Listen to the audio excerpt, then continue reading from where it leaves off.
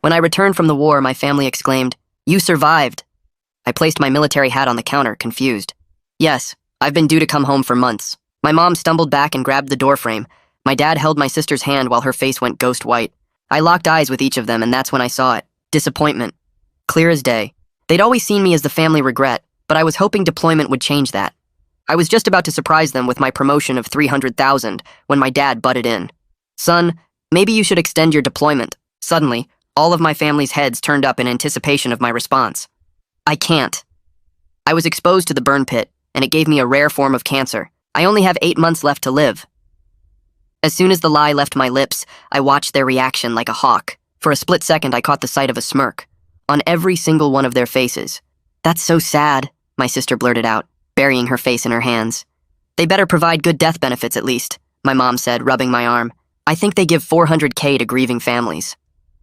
That night, I pretended to sleep on the couch. From the kitchen, Mom, Dad, Cecilia, and her boyfriend Pender were talking. "His insurance pays out $400,000 when he goes," Mom said. "Pender, you can finally start your business," Cecilia added. "Cecilia's wedding will be fully funded," Pender responded. I smiled silently. You see, I'd heard dozens of horror stories in the military, and I knew that the best revenge was feeding into their delusions and letting them destroy themselves. Over the next few days, I played my part perfectly. I'd stumble into walls, I'd cough blood into tissues. When Pender mentioned wanting a new truck, I made sure to wheeze. I wish I could help, but that's when Dad's eyes lit up. "Actually, son, could you sign something for us?" "Just family paperwork." I pretended my hands were too weak to read it properly, but it was a $100,000 loan against my life insurance policy. "Whatever helps the family, Dad." What they didn't realize was they'd just committed a federal crime. The real game began when Pender quit his job. He walked in carrying a cardboard box from his office. "Why work when we're rich in 5 months?" he announced, not knowing I was home. I listened as he replayed the phone call with his boss. "You lazy sack of shit. You didn't even bother checking my CV, and I faked half my degree and certifications." "Pender!" Cecilia fake scolded, giggling like a maniac. A few nights later at dinner, I decided to twist the knife. "You know," I said casually, pushing food around my plate, "the doctor said something strange today. My white blood cell count is improving. He said the cancer might not be as aggressive as—" Cecilia's fork clattered onto her plate. "What?" She cleared her throat, forcing a smile. "I mean, doctors can be wrong. Let's not get our hopes up." "Yeah," Pender added quickly. "False hope is cruel. We should prepare for the worst."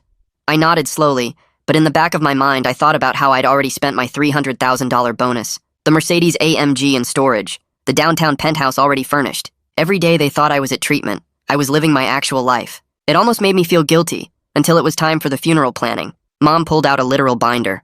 "We've picked your casket," she said, showing me the cheapest option. "And Cecilia's giving your eulogy." "We told the funeral home payment in full comes from life insurance," Dad explained. He'd also cashed out his entire 401k with a 40% penalty, losing the $80,000 he'd saved for 30 years. "Smart thinking," I wheezed.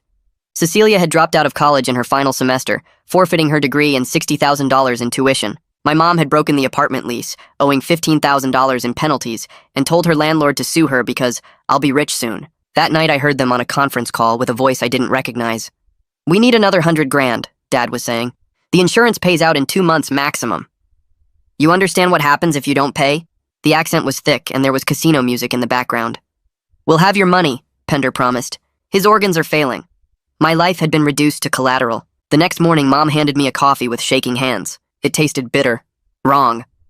I pretended to drink it while she watched, then poured it out later. The residue at the bottom looked grainy. They were trying to speed things up. The next morning, I scheduled a family meeting for Sunday, saying the doctors wanted to discuss hospice options. They practically celebrated. They had no idea the funeral they'd planned wasn't mine. It was theirs. I lay on that couch for hours, staring at the ceiling and replaying every word from the kitchen. The way Mom calculated the insurance payout like she was shopping for groceries. How Pender mapped out his business plans using my death as startup capital. Cecilia giggling about wedding funds while I supposedly rotted from cancer in the next room. When morning light started filtering through the curtains, I knew I couldn't just pack my bags and disappear. They'd committed crimes, real federal offenses, and if I walked away, they'd just find another mark or keep spiraling into worse decisions. But I also knew I needed to be smart about this, not emotional. Tristan always said the difference between a good soldier and a dead one was knowing when to call for backup. I grabbed my phone and stepped outside to the back porch, dialing his number before I could talk myself out of it. He picked up on the second ring, his voice rough with sleep but instantly alert when I said I needed help. I told him everything in a rush, the fake cancer diagnosis, the insurance fraud, the loan against my policy, the way they celebrated my impending death. He didn't interrupt once, just listened to the whole story, and when I finished, there was a long silence before he spoke. "Document everything," he said. "Every conversation, every text, every piece of paper they make you sign. Stay calm. Don't let them see you're onto them, and for God's sake, don't do anything that makes you as bad as they are." His voice had that same steady quality from overseas, the tone that kept me grounded during the worst firefights. I spent the rest of the morning at the library 2 towns over, setting up a secure cloud storage account under an email they didn't know about.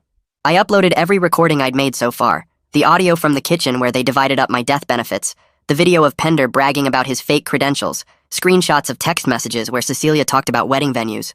I created folders for each family member and added timestamps and context notes for everything, making sure a prosecutor could follow the timeline without any gaps. The librarian gave me a weird look when I asked about their privacy policy for public computers, but I just smiled and said I was working on a research project. By the time I got back to the house around 1 in the afternoon, I felt like I had some control back, like I wasn't just a victim waiting for them to finish me off. Dad was waiting in the kitchen with more paperwork spread across the table, his reading glasses perched on his nose like he was doing something legitimate instead of plotting.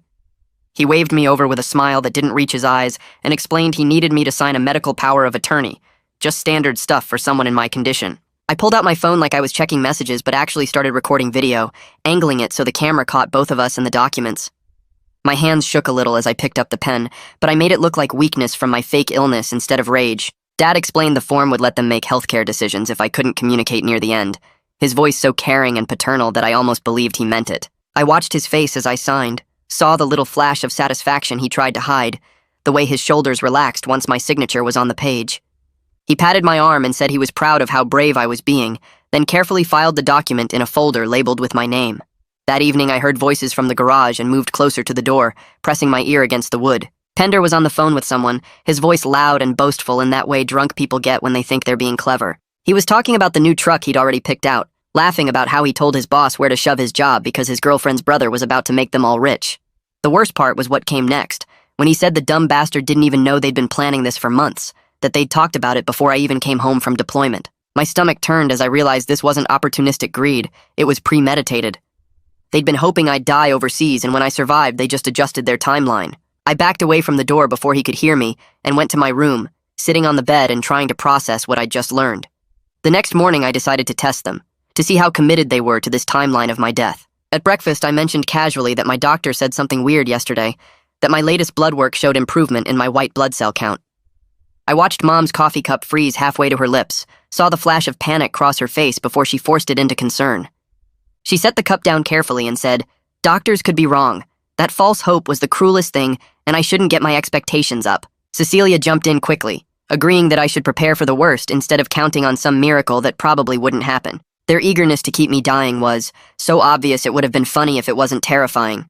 Later that afternoon, I found Mom's funeral planning binder sitting open on the kitchen table, like she'd been reviewing it and got distracted.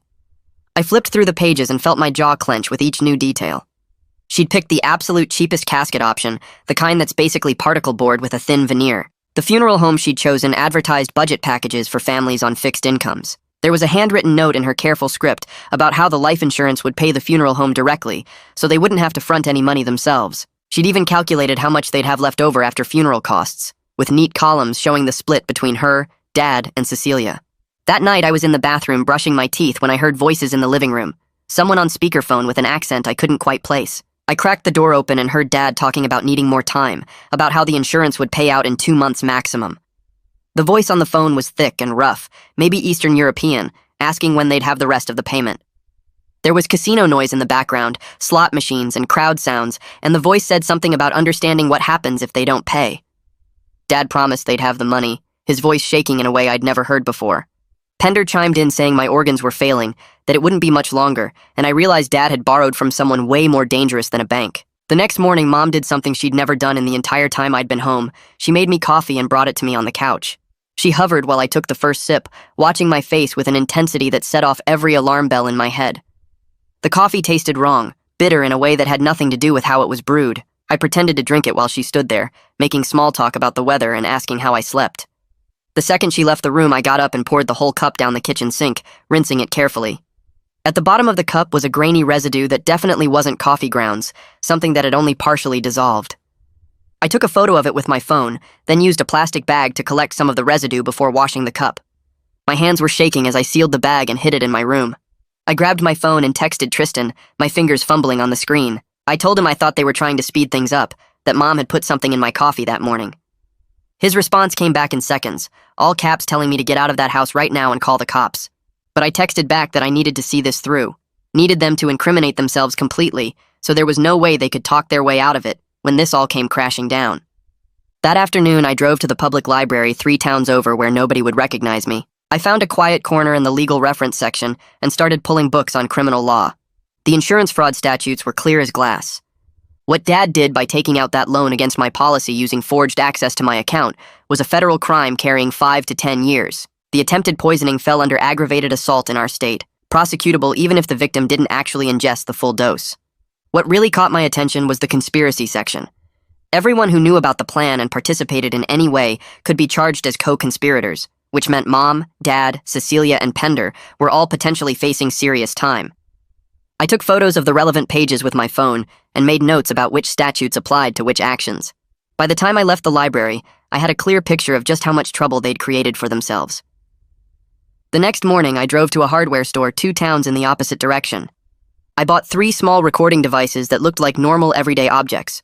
One was a pen that actually wrote but had a microphone and memory card inside. Another was a phone charger that plugged into the wall and recorded everything within 15 feet. The third was a small desk clock that looked cheap, but captured both audio and video. The guy at the checkout didn't ask any questions, just rang up my purchases and wished me a good day. Back at the house, I waited until everyone was out. Dad had gone to meet with someone about money, Mom was at her sister's place, and Cecilia and Pender were apartment hunting even though they had no income. I set up the pen on the kitchen counter where they always gathered to talk. The phone charger went into an outlet in the living room behind the couch. The clock I placed on the dining room shelf where it had a clear view of the table. I tested each one with my phone app to make sure the coverage overlapped, and I wasn't leaving any blind spots in the main areas where they plotted. When I got back from testing the devices, I called a hospice organization I found online. A woman with a kind voice answered, and I explained that I'd been diagnosed with terminal cancer and wanted to discuss end-of-life planning with my family present. She connected me with a social worker named Marguerite, who asked some basic questions about my diagnosis and timeline. I told her the doctors said I had maybe 2 months left and my family was struggling with the reality of it. She said she understood, and these conversations were never easy, but having a neutral professional present often helped families communicate better. We scheduled her to come to the house Sunday at 2 in the afternoon. I made sure to mention I wanted my whole family there so we could all hear the same information and make decisions together. She said that was actually ideal and she'd bring intake forms and information packets. After I hung up, I felt the first real sense of control I'd had since this whole thing started. Sunday was going to be the day everything came out, and now I'd have a credible witness there when it happened. That night, alone in my room, I sat on the edge of my bed and stared at my hands. They looked like my hands, but I didn't quite recognize what they'd been doing lately. Setting traps, gathering evidence, manipulating my own family even if they deserved it. I wondered if I was becoming just like them, calculating and cold and willing to hurt people to get what I wanted. The thought made my stomach turn. But then I remembered their faces when I told them I was dying. Those smirks that flashed for just a second before they covered them with fake sadness. I remembered Mom's voice talking about death benefits like she was discussing a lottery win. I remembered Dad borrowing money from criminals using my life as collateral. The difference was clear when I really looked at it. They were trying to profit from my death. I was trying to stop people who wanted me dead. That wasn't the same thing at all. I waited until mid-morning when the house was busy with everyone moving around to make my anonymous call. I used a burner phone I'd picked up at a convenience store and dialed the insurance company's fraud hotline. A man answered, and I told him I had information about a potentially fraudulent claim on a life insurance policy. I gave him my policy number and suggested he might want to audit the account for irregularities. I mentioned that someone had taken out a loan against the policy, and there might be misrepresentation on the application about the insured person's medical condition. He started asking for my name and contact information, but I told him I was just a concerned party who thought they should look into it.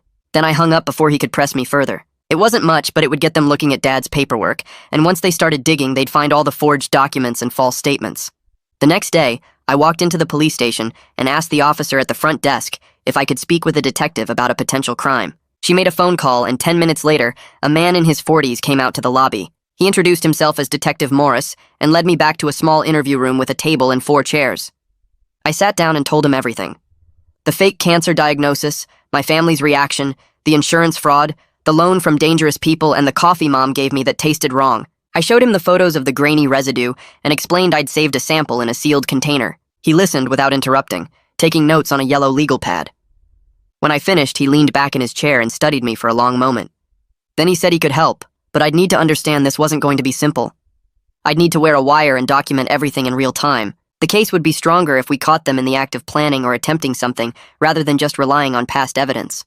I told him I was ready to do whatever it took. That evening, I rented a storage unit across town under a fake name I'd used for my penthouse lease. I loaded my car with everything that mattered. The title to my Mercedes that was sitting in a different storage facility. My military medals in their presentation case. My actual medical records from the base hospital showing I was healthy with no cancer diagnosis. My discharge papers and promotion documentation. The folder with my real bank statements showing the $300,000 bonus. I drove it all to the storage unit and locked it away where my family couldn't get to it if things went bad. On the drive back, I memorized 3 different routes away from the house in case I needed to leave in a hurry. I programmed Detective Morris's direct number into my phone under a fake name.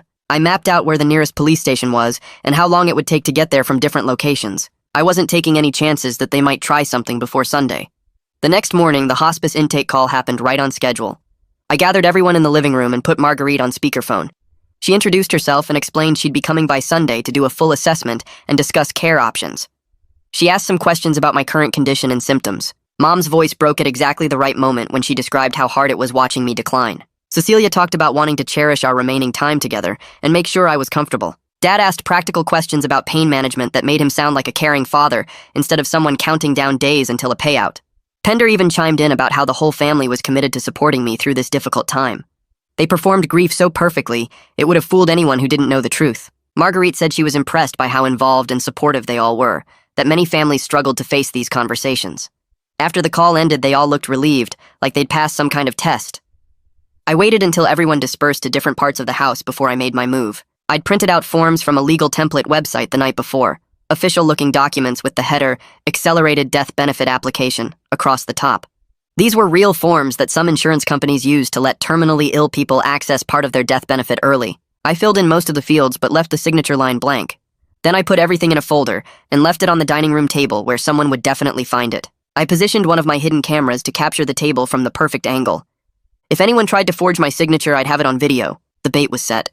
That afternoon, Mom came to me with a concerned expression and said she wanted to help organize my medications since I had so many bottles, and it must be confusing to keep track of everything. I watched her hands carefully as she lined up all the pill bottles on the kitchen counter. She sorted them by type and time of day, making neat little rows and explaining her system. When she stepped away to get a notepad, I quickly pulled out my phone and photographed everything. The bottle labels, the dosages, the pill counts. I zoomed in on each bottle to get clear images of exactly how many pills were inside.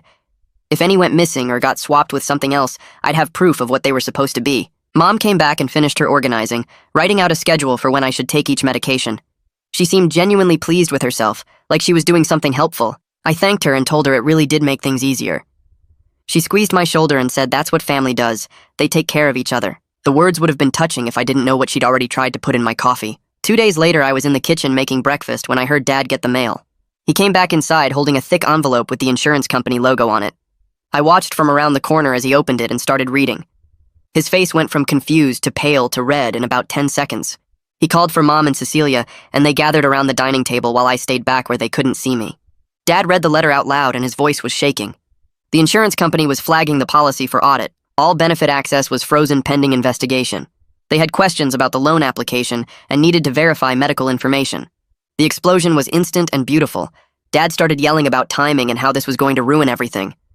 Mom was crying and saying they'd already spent money they didn't have. Cecilia turned on Pender and blamed him for pushing Dad to take out the loan so fast. Pender fired back that it was her idea to speed things up in the first place. They went back and forth for 20 minutes, each one blaming someone else, while I stood there recording every word on my phone. When they finally calmed down enough to think straight, Dad said he'd call the insurance company and straighten it out. Mom said they needed to be careful what they said, because audits meant they were looking for fraud. That night at dinner, everyone was tense and quiet. Dad kept checking his phone like he was waiting for something important. We were halfway through the meal when his phone rang. He looked at the number and his whole body went stiff. He put it on speaker and set it on the table. I was in the living room, but I could hear everything perfectly. The voice on the other end had a thick accent, and there was casino noise in the background. The man asked where his money was. Dad tried to explain about the insurance audit and how it was just a delay. The voice cut him off and said he wanted $50,000 by next week. Dad stammered something about needing more time. The man's voice got cold and said if he didn't have the money by next Friday, they would start taking payment in other ways. Dad promised the insurance money was coming soon, just a small delay. Everything would be fine. The man hung up without saying goodbye. I watched Dad's hands shake as he picked up his phone. Mom asked who that was and Dad just shook his head. The next morning I came downstairs and found everyone at the breakfast table. I sat down and mentioned casually that I had a doctor appointment yesterday. They all looked up at me. I said my oncologist mentioned something interesting about a new clinical trial. The trial was for my type of cancer, and it might extend my timeline by 6 months or more. Maybe even a year if it worked really well. I watched their faces carefully. Mom was the first to speak. She said clinical trials were risky and often gave false hope. Dad agreed and said experimental treatment might make my remaining time miserable instead of peaceful. Cecilia jumped in saying I should focus on quality of life, not quantity. Pender added that trials were just guinea pig experiments and most of them failed anyway. They all talked over each other trying to convince me not to do it. I let them go on for a few minutes before I said I'd think about it. The relief on their faces was obvious. After breakfast, I grabbed the sealed container with the coffee residue and drove across town to a medical lab. I explained to the technician that I suspected someone was drugging me and needed the residue tested. She looked concerned and asked if I was in immediate danger. I told her I was safe for now, but needed proof of what was in the coffee. She said they could run a full toxicology screen. I mentioned that Detective Morris had sent over a chain of custody form. She pulled it up on her computer and nodded. The form would make sure the results could be used as evidence if this went to court. She labeled the container and gave me a receipt. She said results would take 3 to 5 business days. That afternoon, my phone rang and it was Tristan. He didn't waste time with small talk. He said I needed to hire a lawyer before this went any further. I started to argue, but he cut me off. He said even though I was the victim here, my own lying about being sick could create legal problems. I might need someone protecting my interests too. I told him I'd think about it, but hiring a lawyer now might tip off the family that something was wrong. He said I was being stupid and stubborn. We argued for a few more minutes before he made me promise to at least look up some names. I agreed just to get him off my back. That evening, Mom found me in my room and said she wanted to help me keep track of my medications. She said it must be confusing with so many different pills and schedules. I told her that would be really helpful. We went to the kitchen and she started going through all the bottles. She organized them by time of day and wrote out a detailed schedule. Before she touched anything, I pulled out my phone and took pictures of every single bottle. I zoomed in on the labels and made sure I could see the pill counts clearly. When Mom stepped away to get a pen, I took more pictures. After she finished organizing everything, I thanked her and said it really did make things easier. When she left the room, I took another complete set of pictures. I checked each bottle against images online to make sure the pills inside matched what the labels said. Everything looked normal so far, but I wasn't taking any chances. The next day, Detective Morris called while I was out getting groceries. He said the insurance investigator Evelyn had finished reviewing Dad's loan application. She confirmed that Dad had lied about my medical condition and forged access to my online insurance portal. The application had false information about my prognosis and treatment timeline.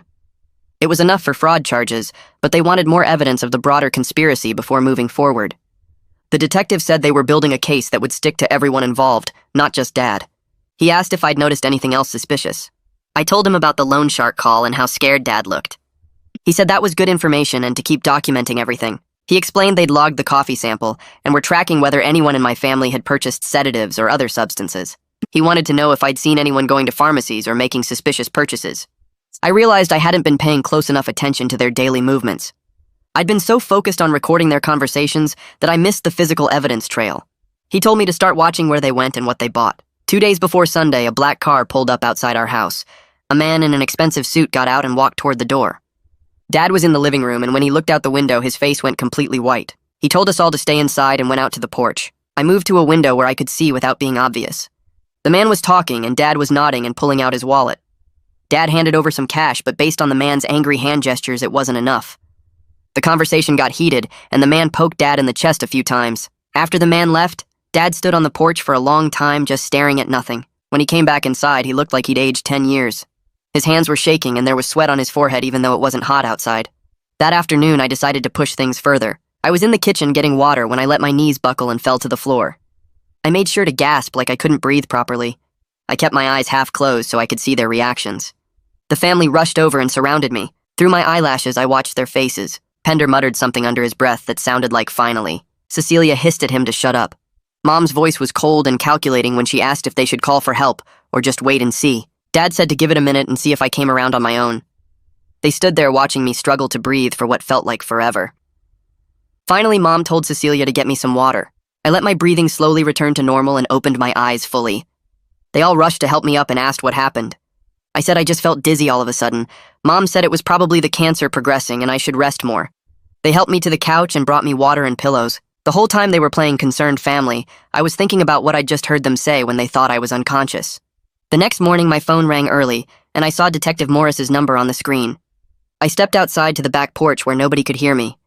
He got straight to the point about the coffee sample I'd given him. The lab found crushed sleeping pills in the residue, enough to cause serious problems if I'd been taking other medications, or if my body was actually weak from illness like they thought. He said it was solid evidence of attempted poisoning, and combined with the insurance fraud, they were building a strong case against the whole family. But he needed Sunday's meeting to happen so they could catch everyone together with witnesses present who could testify about what they saw and heard.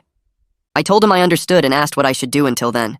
He said to act normal, keep documenting anything suspicious, and stay safe. By midday, I got a call from Evelyn at the insurance company. She'd been digging through their systems and found the access logs for my policy portal. Dad's laptop showed up in the records with timestamps proving he logged in pretending to be me.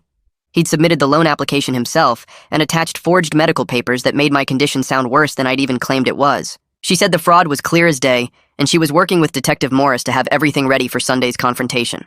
I thanked her and hung up feeling this weird mix of victory and sadness that my own father had done this. Later that afternoon, I was checking my phone when I walked past the family computer in the den. Cecilia had left herself logged in, and I could see her text messages right there on the screen. My stomach dropped as I read through a conversation with Pender from 2 days ago. She was asking about ways to shorten the wait and whether his cousin, who works as a nurse, could get access to something stronger than sleeping pills. Pender had responded asking what she meant by stronger, and Cecilia wrote back that she meant something that would look natural, like a heart attack or stroke. I felt sick reading my own sister actively plotting to kill me. I grabbed my phone and took screenshots of everything, then sent them straight to Detective Morris with shaking hands. He texted back within minutes saying this was exactly the kind of evidence they needed and to be extra careful around the family. I spent the rest of the afternoon working with Detective Morris on setting up a trap for Saturday. We arranged for a delivery company to bring an official-looking envelope addressed to me containing a fake accelerated benefit payout check. The check looked real enough to fool someone who wasn't looking too close, and it required my signature to deposit. Detective Morris said we were betting that someone would try to forge my signature, and we'd have it on camera when they did. I positioned my phone in the living room bookshelf with the camera aimed at the front door and mail table, making sure the angle would catch everything. Friday morning, I called the hospice organization and asked to speak with Marguerite. I confirmed she'd be arriving Sunday at 2 in the afternoon for the consultation. She asked if there was anything specific she should know beforehand, and I explained there was some family tension around my illness. I said I wanted a neutral professional present to help guide difficult conversations about end-of-life planning. It was true enough that she didn't question it, and she told me she'd worked with plenty of complicated family situations before. She sounded kind and professional, and I almost felt bad about what she was walking into. Saturday morning arrived, and I made a big show of being tired and needing to nap in my room. I pulled up the camera feed on my phone and watched the living room from under my blankets. Right on schedule, the delivery person knocked and left the envelope on the front porch. I watched Pender answer the door and bring the envelope inside. He looked at the return address and his eyes got wide. He called for Cecilia, and they opened it together right there at the mail table. I watched Pender read the fake check and saw his face light up with greed. He grabbed a pen and some scratch paper from the drawer and started practicing my signature over and over. After about 10 tries, he carefully signed the endorsement line on the back of the check. The whole thing was caught in perfect high-definition video. I saved the file immediately and sent a copy to Detective Morris. He responded with a thumbs up and told me that was textbook forgery. That afternoon, Dad found me in the kitchen and said he needed to talk. He sat me down at the table with another form and explained it was a DNR order.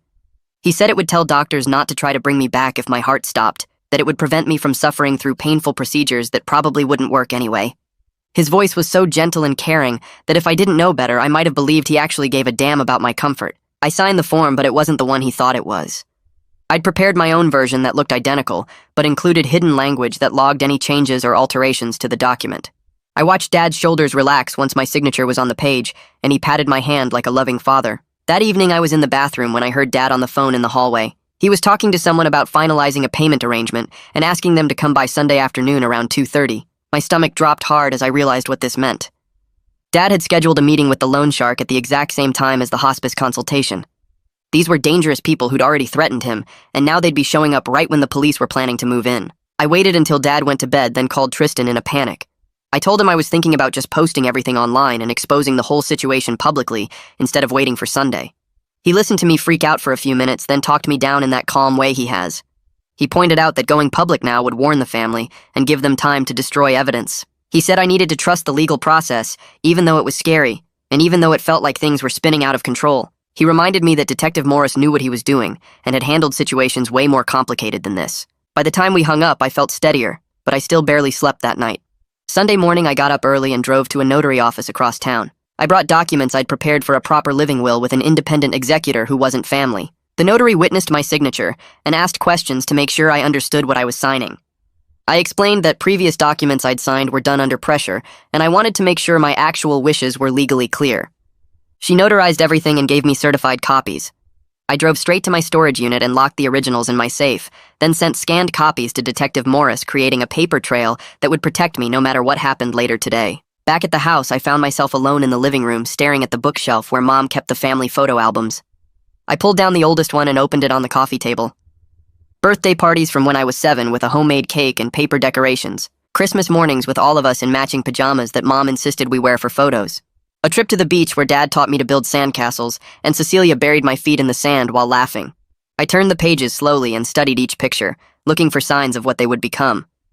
But the smiles looked real. The hugs looked genuine. Dad's hand on my shoulder at my high school graduation seemed proud, not disappointed.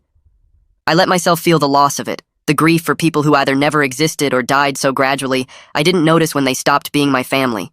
The photos showed strangers wearing familiar faces.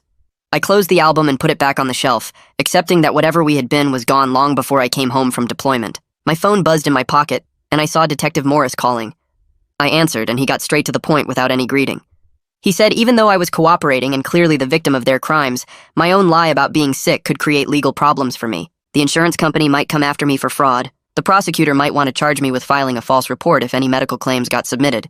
He couldn't promise complete immunity, and I needed to understand I might face consequences too. I told him I understood, and I was willing to accept that exposing them was worth whatever happened to me legally. He said okay, and reminded me that everything was set for this afternoon, that I should stay calm and let things play out. I hung up and checked the time. It was almost 1 in the afternoon. The doorbell rang and I heard Mom answer it. A delivery person asked her to sign for a certified letter. I walked into the hallway and watched Mom's face go white as she read the return address. She ripped open the envelope right there in the doorway, and I saw her hand start shaking as she read. The letter was from the insurance company formally notifying the family that my policy was under criminal investigation for fraud and all benefit access was frozen pending the outcome. Mom stumbled backward, and Dad came running from the kitchen asking what was wrong. She handed him the letter without speaking. His face went from confused to angry to scared in about 5 seconds. Cecilia came down the stairs asking what all the noise was about, and Pender followed behind her. Dad read the letter out loud in a voice that kept breaking. Criminal investigation, fraud, frozen benefits, possible prosecution. The words hung in the air like smoke. Then the explosion started. Dad turned on Mom and started screaming that this was her fault for pushing him to take out that loan, that he never would have done it if she hadn't kept talking about how much money we'd have. Mom screamed back that Cecilia was the one who kept making plans and spending money they didn't have yet, that she encouraged all of this.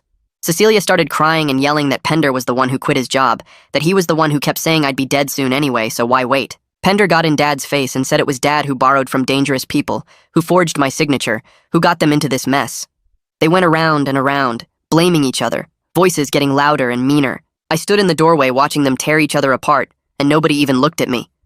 They were so busy attacking each other they forgot I was there. The fighting went on for maybe 10 minutes before it started to slow down. Everyone was breathing hard and red in the face. Cecilia was crying for real now, not the fake tears she'd been doing for weeks. Mom had her head in her hands. Dad looked like he aged about 20 years. I heard myself say that maybe I could sell my car to help with some of the debts. The words just came out and I wasn't sure if I meant them or if I was still playing the game. For just a second, everyone's faces changed. They looked at me like I was actually their family member instead of a walking paycheck.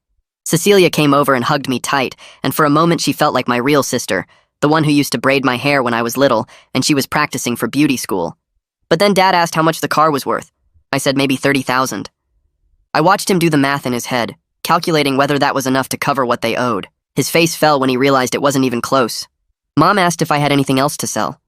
Pender suggested I could cash out my military retirement early. The moment died as fast as it came, and they were back to seeing me as an asset to liquidate. I said I needed to go lie down before the hospice person arrived at 2. I told them I was feeling weak and needed to rest. They barely acknowledged me as I walked toward my room. I grabbed my keys and wallet from the dresser and slipped out the back door while they were still in the living room, arguing in lower voices. I drove across town to my penthouse and let myself in, making sure nobody followed me. I spent the next hour installing extra security locks on the door and windows. I set up my actual living space properly with my clothes in the closet and my personal items on the shelves. I made the bed with real sheets instead of the temporary setup I'd been using. This was my real home now, and I needed it to feel that way. Before I left, I grabbed a pill organizer from the bathroom and filled it with vitamins. I used a label maker to print out fake medication names that sounded like cancer drugs. I drove back to the family house and snuck the pill organizer into my room, leaving it on the nightstand where they'd see it. Let them think I was still taking my medication. Let them think everything was normal. Back at my penthouse, I opened my laptop and checked my secure email. Detective Morris had forwarded me a text message he'd intercepted from the loan shark's phone. It said Sunday, 2:30 p.m., bring cash or collateral. The timing collision was confirmed. The loan shark would be showing up right in the middle of the hospice meeting and the insurance audit. Detective Morris added a note at the bottom saying they'd have units ready to handle multiple situations at the same time, that I shouldn't worry about the dangerous people showing up because they'd be dealt with. I closed the laptop and felt my heart pounding. This was really happening. Everything was coming together in a few hours. I picked up my phone and called the hospice social worker. She answered on the second ring, and I told her my name and reminded her about the 2 o'clock appointment. I said I wanted to give her a heads up that the family meeting might be tense, that there were some financial problems adding stress to everything. She said she appreciated the warning and that she'd worked with families in crisis before. She said her job was to keep the conversation helpful and make sure everyone felt heard. I thanked her and hung up feeling slightly better knowing she was prepared. My phone rang again almost immediately. It was the insurance investigator calling to confirm her arrival time. She said she'd be at the house at 2:15 to conduct her audit interview with Dad, which meant she'd walk in right when the hospice meeting was starting. I told her that was fine and gave her the address again to make sure she had it right. She said she was looking forward to getting to the bottom of this situation and that fraud cases like this were taken very seriously by her company. I could hear the steel in her voice and I knew Dad was in for a rough time. She hung up and I sat there in my penthouse looking out the window at the city below. The convergence of official witnesses was coming together exactly as planned. Detective Morris and his team watching from outside. The hospice social worker asking questions. The insurance investigator conducting her audit. The loan shark showing up demanding payment. All of it happening at the same time in the same place with my family at the center. That evening, I set up my phone on a tripod and started recording a video. I looked at the camera and began talking, explaining everything from the beginning. I said I lied about being sick because I saw disappointment on their faces when I came home alive. I described overhearing them plan how to spend my death benefits. I talked about the loan Dad took out and the fake credentials Pender bragged about and the college degree Cecilia threw away. I explained about the coffee Mom tried to poison me with and the funeral they planned with the cheapest casket. I was honest about my own lies and manipulation, about how I fed into their plans and documented everything. I said I wasn't trying to paint myself as a perfect victim or some kind of hero. I admitted the moral complexity of what I'd done, how I'd deceived them even though they were trying to kill me. I talked about the gray areas and the questions I still had about whether I'd become as bad as they were. The video ran for almost 30 minutes and by the end my voice was rough and my eyes were burning.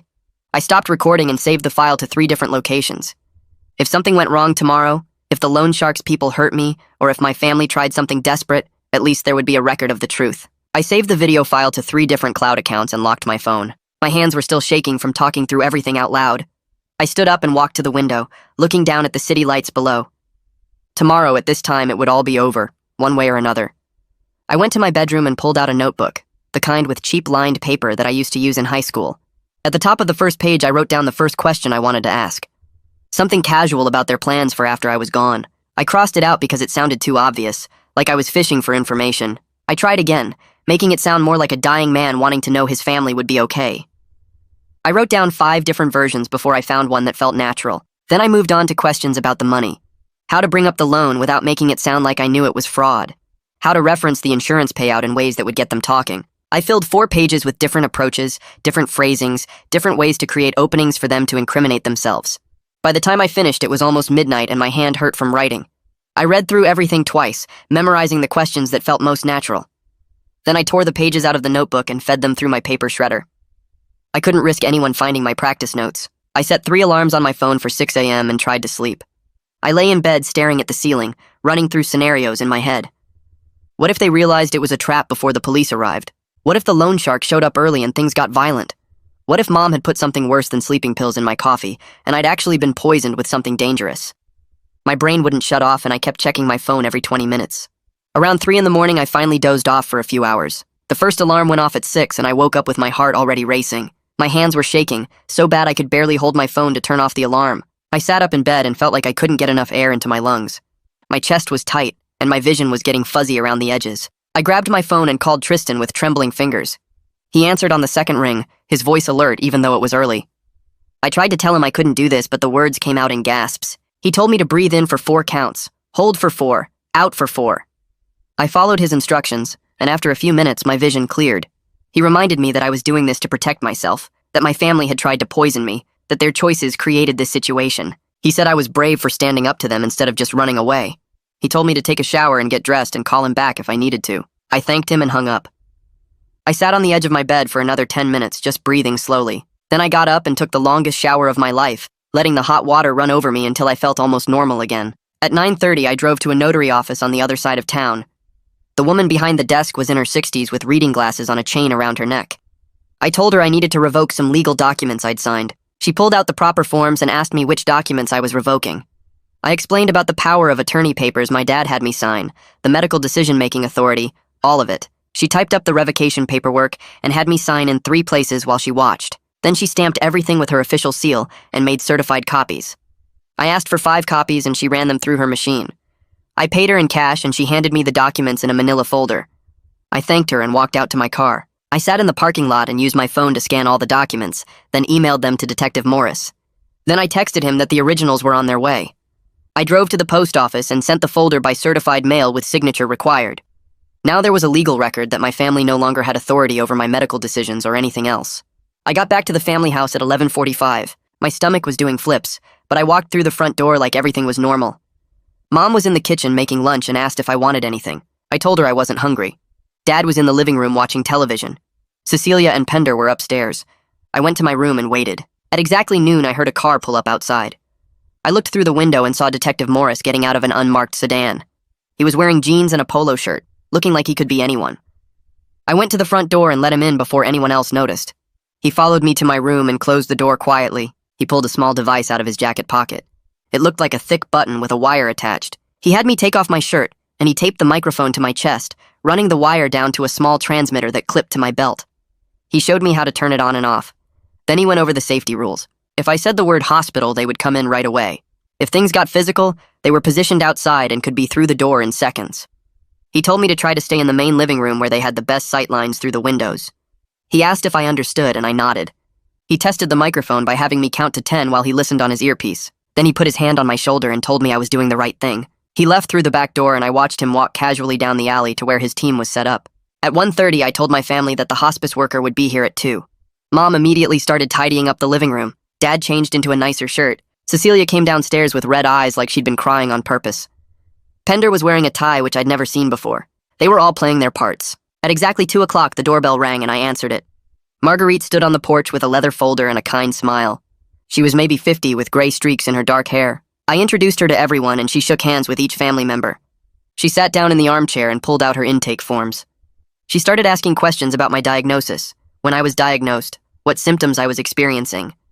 I described the fake cancer symptoms I'd been performing. She asked about my care needs and my family jumped in, talking over each other about how devoted they were to helping me. Mom described the medication schedule she'd set up. Dad talked about taking time off work to be with me. Cecilia's voice broke as she talked about wanting to make my last months meaningful. I watched them lie smoothly to this woman's face and felt sick. Marguerite was writing everything down in her folder, nodding along, asking follow-up questions about pain management and mobility issues. The whole time I was thinking about the wire taped to my chest, recording every word. At 2:15, the doorbell rang again. Everyone's heads turned toward the door. I got up to answer it, and standing on the porch was a woman in a business suit holding a large folder. She introduced herself as Evelyn from the insurance company. I saw the color drain from Dad's face. I invited her in and explained that she was here to review some paperwork with Dad. The energy in the room changed completely. Mom's smile froze on her face. Cecilia grabbed Pender's hand. Marguerite looked confused but kept her professional expression. Evelyn sat down on the couch and opened her audit folder. She pulled out a stack of documents and looked at Dad. She said she needed to discuss some irregularities with his recent insurance transactions. Dad tried to act calm, but sweat was already forming on his forehead. His hands shook as he pulled out his own paperwork. Evelyn asked him to explain how he accessed my insurance portal. Dad started talking about how I was too sick to handle it myself, so he was helping me. His voice was shaking. Evelyn pointed to something on one of the forms and asked about the timestamps. She said the login record showed someone accessing the portal at 2 in the morning multiple times. Dad stumbled over his words, trying to explain. Then Cecilia suddenly blurted out that he had to do it because they needed the money, and I was dying anyway. The room went silent. Marguerite stopped writing and looked up sharply. Evelyn made a note on her form. Mom hissed at Cecilia to be quiet. Dad's face went red and he started explaining that it wasn't fraud because the money was going to come to them anyway. Evelyn asked him to clarify what he meant by that. Dad kept digging himself deeper, talking about the death benefit and how he just borrowed against it early. Pender had been drinking since morning and I could smell it from across the room. He suddenly laughed and said they'd all been so smart about this. He started listing everything they'd bought with the borrowed money. The new furniture, Cecilia's wedding dress, his truck down payment. He talked about quitting his job and how his boss had been too stupid to check his fake credentials anyway. He said they'd been planning this for months, just waiting for me to die so they could finally be rich. He described their plans for after I was gone like I wasn't sitting right there listening. Mom was trying to get him to shut up, but he kept talking. Cecilia was crying now, but not in the fake way from before. Real tears because she knew something was wrong. Pender kept going, talking about how they'd already spent the money in their heads, how they'd divided it up, how they'd even joked about ways to speed things along. Marguerite asked Mom about my medication management. Her voice was careful now, professional but cold. Mom got defensive immediately. She said she was just trying to help me rest. She said she'd been putting something in my coffee to help me sleep through the pain. She said it was just to make me comfortable. Marguerite's face went completely still. She wrote something on her form with very precise handwriting. She asked what specifically Mom had been putting in the coffee. Mom said just some sleeping pills, nothing dangerous. Marguerite asked how many pills and how often. Mom's voice got higher as she tried to explain that it was fine, that she was just being a good mother. Evelyn was writing everything down now, too. The whole room felt like it was holding its breath. The front door opened and Detective Morris walked in with 3 uniformed officers behind him. They moved with calm authority, spreading out into the room. One officer went to Dad. Another went to Mom. The third stood by Pender. Detective Morris identified himself and said they were separating everyone for questioning. Mom started crying and asking what was happening. Dad's face went gray. Cecilia looked at me, and I saw the exact moment she understood. Her eyes went wide and her mouth opened. She said my name like a question. Pender tried to stand up, but the officer put a hand on his shoulder. Detective Morris explained that they were investigating insurance fraud, identity theft, and attempted poisoning. He said everyone needed to come down to the station. Mom screamed that this was a mistake. Dad just sat there staring at nothing. Cecilia kept looking at me with this expression of complete shock. Then her face changed. The shock turned to anger, and then to something like hate. She realized I'd set this up, that I'd planned this whole thing, that the dying son they'd been celebrating was never actually sick. Pender started yelling about his rights. Mom was sobbing. Dad finally looked at me and I saw everything in his eyes. Confusion, fear, and underneath it all, the same disappointment I'd seen when I first came home from deployment. The officers moved Dad to the kitchen and Pender to the hallway while Mom stayed in the living room with a female officer standing next to her. Cecilia sat frozen on the couch, her face blank like she'd stopped processing what was happening. I stayed in my chair while Detective Morris explained that everyone would be questioned separately and transported to the station for formal statements. At exactly 2:30, the sound of tires on gravel made everyone's heads turn toward the front window. A black SUV pulled up to the curb, and 2 men in expensive suits got out, moving toward the house with the kind of walk that said they were used to people getting out of their way.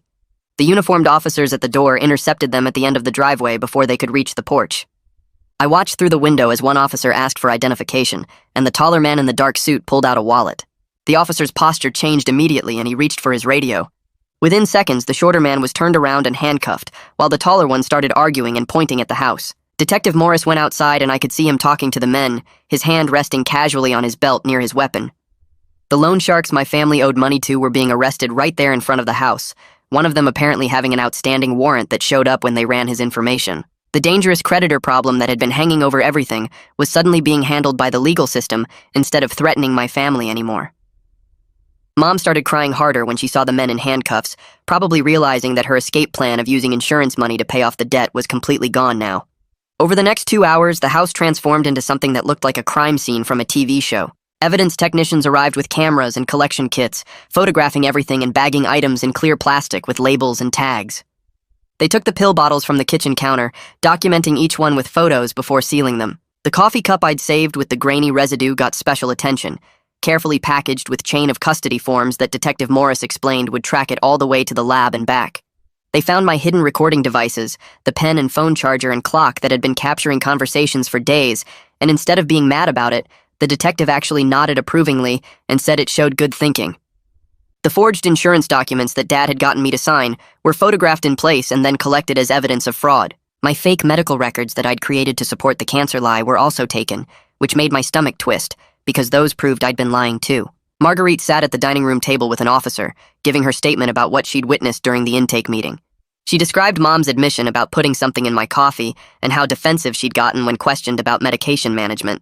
Evelyn was in Dad's home office with another officer, going through the computer and pointing out the fraudulent insurance portal access and forged documents she'd discovered during her audit. Both women had gone from being neutral professionals doing their jobs to being key witnesses in a criminal case, and I felt bad that my family drama had pulled them into this mess. Detective Morris drove me to the police station in his unmarked car while the evidence technicians finished processing the house. The station was busy with afternoon shift change, officers coming and going and people sitting in plastic chairs waiting to file reports or see someone in custody. He took me to a small interview room with a table and chairs and a camera mounted in the corner, the kind of room I'd seen in every cop show but never thought I'd actually be sitting in. I gave my full statement starting from the moment I came home from deployment and saw the disappointment on their faces. I explained the lie about having terminal cancer and how I'd watched them celebrate the news and start spending money they didn't have. I described the loan Dad took out against my life insurance and how Pender quit his job and Cecilia dropped out of school. I admitted to faking symptoms and stumbling into walls and coughing fake blood into tissues to make them believe I was getting sicker. I told him about the coffee that tasted wrong and the grainy residue I'd saved and how I'd heard them planning to speed things up. I explained setting up the Sunday meeting with the hospice worker and the insurance investigator as a trap to expose them with witnesses present. Detective Morris listened without interrupting, taking notes and occasionally asking clarifying questions about dates and times. When I finished, he leaned back in his chair and told me I needed to get my own lawyer because even though I was clearly the victim of attempted poisoning and fraud, my own deception about being terminally ill could create legal complications. The insurance company might come after me for fraud too, or my family's lawyers might try to use my lie to make me look like the bad guy. He gave me the name of a defense attorney who handled complex cases and said to call him first thing Monday morning. By evening, the arrests started happening in waves as the investigation moved forward. Mom was booked on attempted poisoning charges, and the judge denied bail because the prosecutor argued she was a flight risk and potentially dangerous. She'd tried to kill her own son for insurance money, and the evidence of the drugged coffee plus her recorded statements made it a strong case. Dad got charged with insurance fraud and identity theft for the forged documents and illegal portal access, but he made bail with a bond that he somehow arranged through his brother. Cecilia and Pender were brought in for questioning about conspiracy. Both of them asked what they knew about the plans to speed up my death and whether they'd participated in any way. The text messages Cecilia had sent about finding ways to shorten the wait were shown to her during the interview. Pender's recorded statements about me being a dumb bastard who was about to make them rich were played back to him. Neither of them got arrested that night, but they were told not to leave town and to expect charges to be filed. Restraining orders were issued keeping all four of them away from me, with specific instructions that they couldn't contact me directly or through other people or even through social media. I was given copies of the protective orders, and Detective Morris explained that if any of them violated the terms, they'd be arrested immediately. Walking out of the police station that night, I felt strange and empty, like I'd been carrying something heavy for so long that now without it, I didn't know how to stand up straight. Over the next few days, my phone became unusable from all the calls and texts coming in from extended family members. Aunts and uncles and cousins I barely talked to were suddenly demanding to know what happened and why my parents were being arrested. Some of them had heard from Mom's side that I was a liar who faked cancer to set up my own family. Others had heard from Dad's brother that my parents were monsters who tried to kill me for money. Most of them were just confused and angry that private family business had turned into a criminal case with lawyers and courts involved. My phone buzzed constantly with messages asking for my side of the story, or telling me I was wrong, or saying they always knew something was off about our family. A few cousins sent supportive messages saying they believed me and asking if I needed anything. My dad's sister called me a manipulative psychopath who destroyed the family for attention. My mom's brother said he always knew my parents were capable of something like this. The family group chat that usually shared holiday photos and birthday wishes turned into a war zone of accusations and defenses and people taking sides. I stopped reading the messages after the first day because every notification made my chest tight and my hands shake. I turned off my phone and left it in a drawer, checking it once a day for messages from Detective Morris or my new lawyer, but ignoring everything else. The bail and arraignment hearings happened over the following week, and I had to attend some of them as a witness and victim. Dad made bail with money borrowed from his brother, walking out of the courthouse in the same clothes he'd been wearing when they arrested him. Mom's hearing was different because the prosecutor brought photos of the drugged coffee residue and played recordings of her talking about helping me rest through the pain. The judge looked at the evidence and listened to the prosecutor explain that Mom had access to medications and had already tried once to poison me. He denied bail and remanded her to custody pending trial, which meant she'd stay in jail until the case was resolved. Mom cried and her public defender argued that she wasn't a danger, but the judge said attempted murder of a family member showed a willingness to harm that made her too risky to release. Watching her be led away in handcuffs made me feel sick, even though I knew she'd literally tried to kill me. Cecilia's arraignment came a few days later, and she was charged with conspiracy to commit fraud and conspiracy to commit assault. Pender got similar charges, plus his own fraud charges related to the fake credentials he'd bragged about. Both of them made bail and walked out looking smaller and older than they had a week ago. The judge issued protective orders preventing any of them from contacting me directly or through intermediaries, and warned them that violation would result in immediate arrest and bail revocation. The insurance company froze the entire policy and sent a letter saying all claims were suspended pending the outcome of the criminal investigation. My new lawyer met with their legal team to discuss my cooperation in the fraud case against Dad. They were willing to offer me limited immunity for my false statements about being terminally ill in exchange for my testimony about how Dad forged my signature and accessed my account illegally. The deal meant I wouldn't face criminal charges for lying about having cancer, but I'd have to pay back the $100,000 loan amount plus penalties and interest. My lawyer explained this was actually a good deal because technically I had committed fraud by making false statements to get sympathy, even though my family had used those statements to commit worse crimes. I'd have to pay back around $120,000 total over a payment plan, which would eat up a big chunk of my military bonus, but was better than going to jail. I signed the agreement and gave a detailed statement about everything I knew regarding the insurance fraud. The insurance investigator thanked me for my cooperation and said my testimony would be crucial in their case against Dad. 2 weeks after everything exploded, I got a phone call from a number I didn't recognize. A man with a thick accent told me that my father still owed money and the debt didn't go away just because some of the collection people got arrested. He said I could help the family by paying what was owed, and when I said I wasn't paying anything, he told me I should think carefully about my decision. I recorded the call and sent it immediately to Detective Morris, who called me back within an hour. He said they were building a case against the entire lending operation, and these kinds of threats were actually helpful evidence. But in the meantime, the danger hadn't completely disappeared. He advised me to vary my routes and times, to be aware of my surroundings, and to call 911 immediately if I saw anything suspicious. I asked if I should get a gun, and he said that was my choice, but I should get proper training first if I did. The threat hung over me for days, making me check over my shoulder constantly and avoid going out after dark. I installed extra locks on my penthouse door and got a security camera for the hallway. Every unexpected sound made me jump, and every unknown car on my street made me nervous. I started moving my stuff fully into the penthouse, making it feel like an actual home instead of the secret hideout it had been. I bought real furniture instead of the minimal setup I'd had before, hung pictures on the walls, stocked the kitchen with actual food instead of just beer and takeout containers. I set up my military awards in the living room and put photos of my unit on the bookshelf, the guys who'd actually had my back when things got hard. The place slowly transformed from a crash pad into somewhere I could actually live, and working on it gave me something to focus on besides the legal case and the family drama. I found a therapist who specialized in family trauma and betrayal, a woman in her 50s who'd heard every terrible family story and didn't seem shocked by mine. In our first session, I sat on her couch trying to explain how I felt and kept coming back to the same thing, that I didn't know how to feel about any of this. Relief that I'd exposed them before they could actually kill me. Guilt that I'd lied and manipulated them even though they'd been planning worse. Anger at what they'd done and what they'd been willing to do. Grief for the family I'd thought I had, for the people I'd hoped they were but apparently never existed.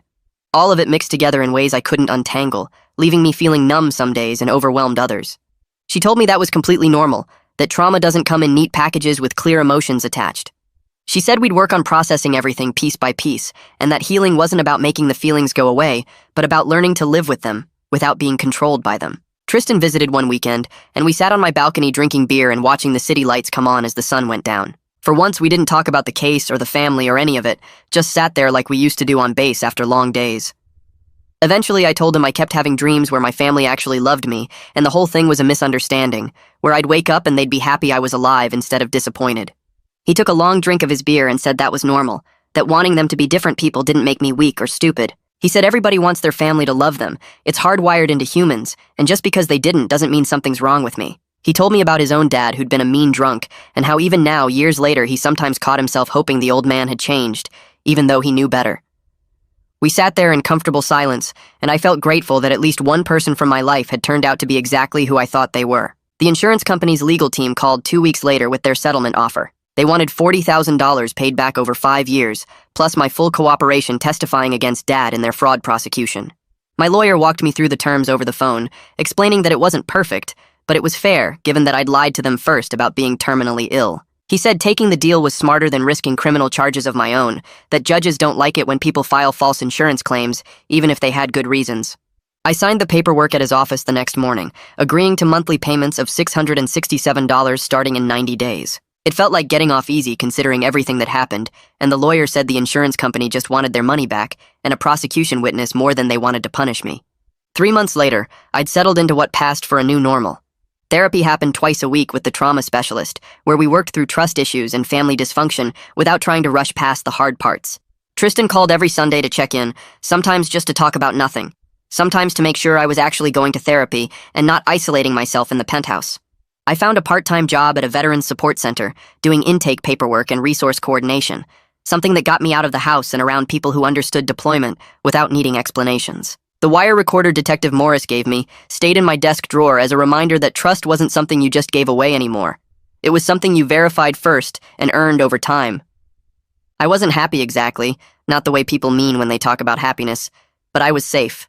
Some days that felt like enough, like maybe safety was the foundation you built everything else on top of, and I was still learning how to lay those first stones without my hands shaking.